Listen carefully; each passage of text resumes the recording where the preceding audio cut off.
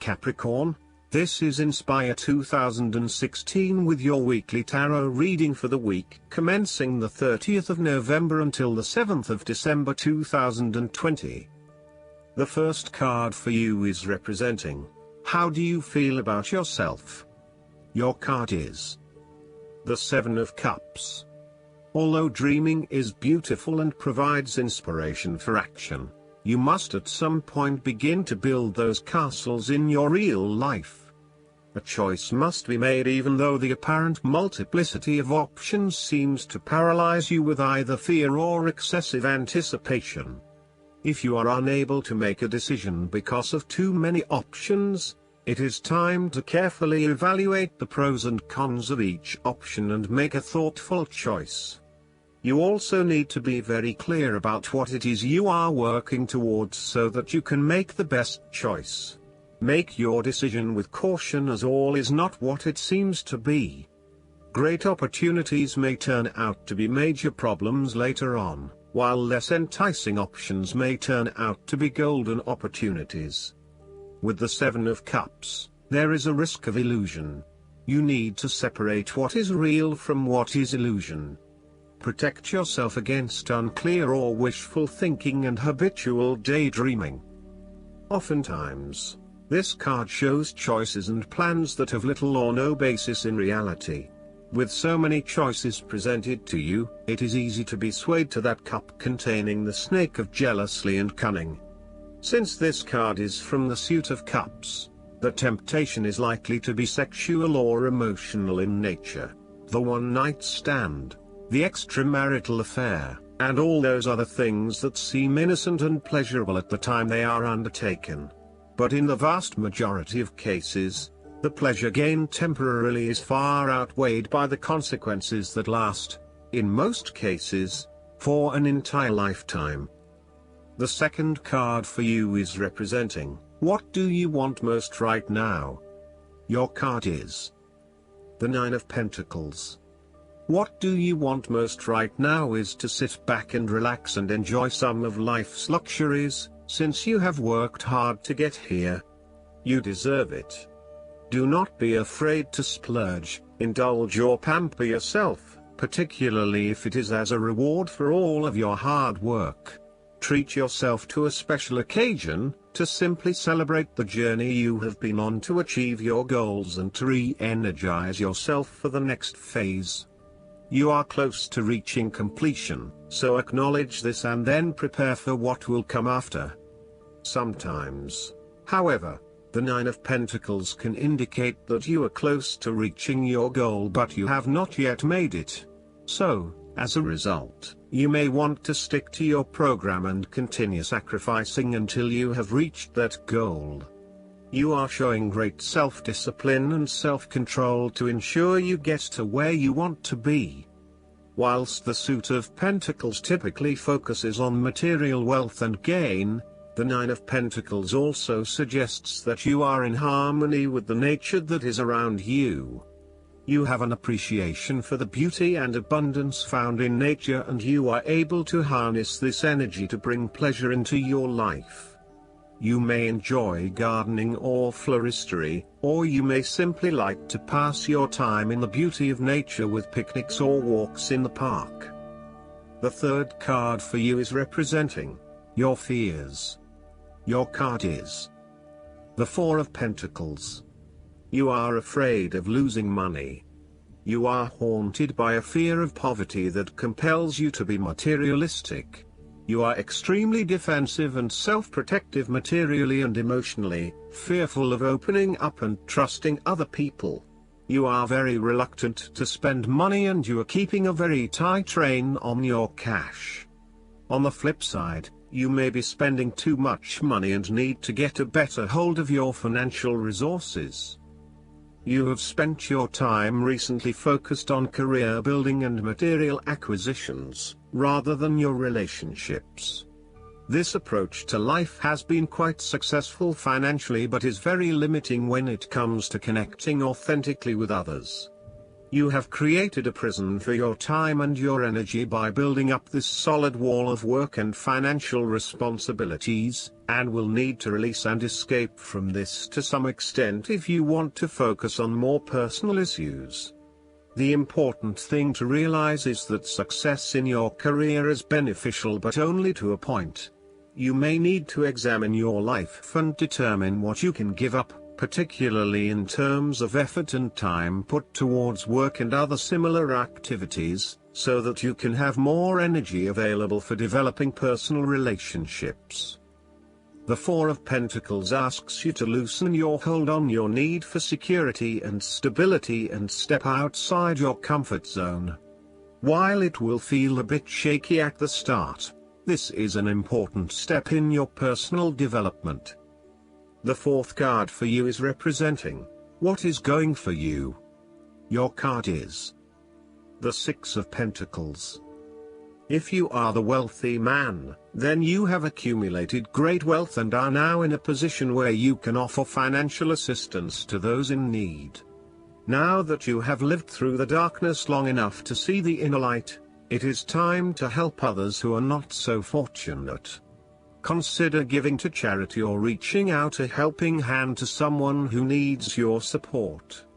The generosity of the Six does not limit itself to money and material things.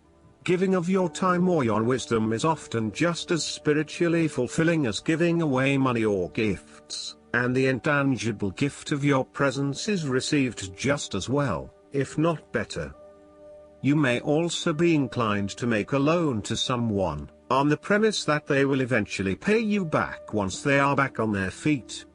This is a loan built on trust and good faith, knowing that if you give something away, it will come back to you. Remember, though, that this is more about a short-term fix and not a sustainable solution towards self-sufficiency. So, think about how you can financially support your family or friends in a way that encourages them to stand on their own 2 feet eventually. If you are the beggars in the Six of Pentacles, then you may be the recipient of someone else's charitable activities. This will help you to get back on your feet and to eventually repay the charitable organization or individual, either with your time or your restored wealth. You will also need to identify ways in which you can become more self-sufficient in the long run. The risk of accepting charity is that you become dependent on it and cannot look after yourself. Be mindful that you are not becoming submissive or noticeably desperate as a result of the charity that someone else is providing you. The fifth card for you is representing what is going against you. Your card is the Three of Swords. You have recently gone through a difficult patch where perhaps a relationship has ended or has experienced challenging times, a loved one has passed, or you felt hurt from a situation that affected you deeply. Thankfully, this time has passed and you are on the path to recovery, realizing that behind every cloud is a silver lining and there are indeed other things in your life which you can feel happy about. You have reached a point where you can accept the pain and hurt and are ready to move on.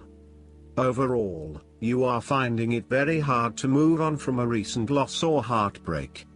This card suggests that inside you are still suffering emotionally from a previous loss and need to go through an emotional purging process to allow yourself freedom from your past. You are doing your best to leave this behind and make a new life, but it is still a long journey ahead.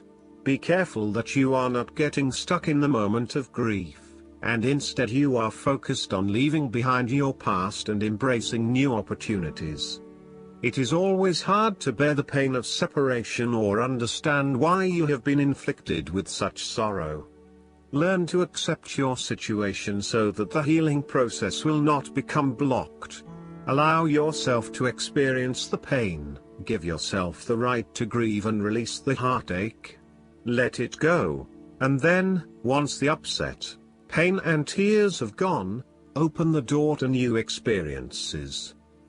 If you are experiencing challenges in your relationships, the Three of Swords serves as a reminder to be the peacemaker. Never be afraid to say you are sorry. Always think before you speak so that you will not later regret what you have said. The last card for you is representing the likely outcome that you may have. Your card is the Two of Pentacles. You have to find balance between opposing desires and interests in your current relationship. Life will always be uncertain, yet if you can produce balance and harmony among all the demands upon you, you will ultimately live happily and in prosperity. Thus, the Two of Pentacles serves as a reminder to remain alert, agile and patient as you attempt to juggle your family, your friends, work, finances, health and new challenges. You need to be very clear on your priorities and where you want to invest your time and energy. There is a tendency to be distracted by day-to-day affairs and general busyness, so prioritizing your activities and carefully managing your time is essential. The Two of Pentacles brings you back down to earth and reminds you to not only focus on your broader life goals but to also make sure your day-to-day affairs are in order.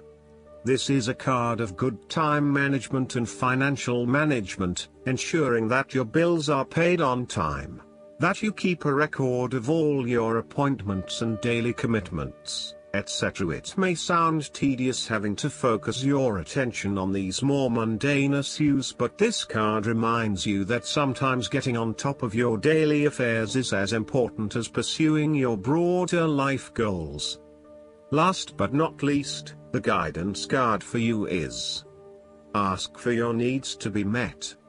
Have you asked for help with this situation? This card is a gentle reminder that heaven can come to your aid only if you make a free will choice to request help, and then accept it when it is offered to you. Of the countless wonderful gifts that God has bestowed upon us, free will is the most powerful. So, remember that in order for God and the angels to help you manifest the abundance you desire in your life, you need to ask. Don't worry that you'll ask for the wrong thing. As long as you're sincere in your prayers, heaven will bring you everything for your highest and best good. Tell God whatever is in your heart that has been worrying you, ask for help, and then be open to receiving. God and the angels know that you have earthly needs, and they are happy to help you fulfill them. As long as you ask. It doesn't matter how you ask, but only that you do ask. This card is urging you to do so right now. Asking is a sign that you are willing to work as a co-creator with God and that you freely accept divine intervention into your life. God and the angels want you to be happy and to be able to achieve your life purpose. By asking for help, you are coming into alignment with your mission on this planet. I hope that you enjoy everything, and if you like the reading, just please click subscribe and you will get instant notifications every time we publish a new video right to your YouTube. Thanks.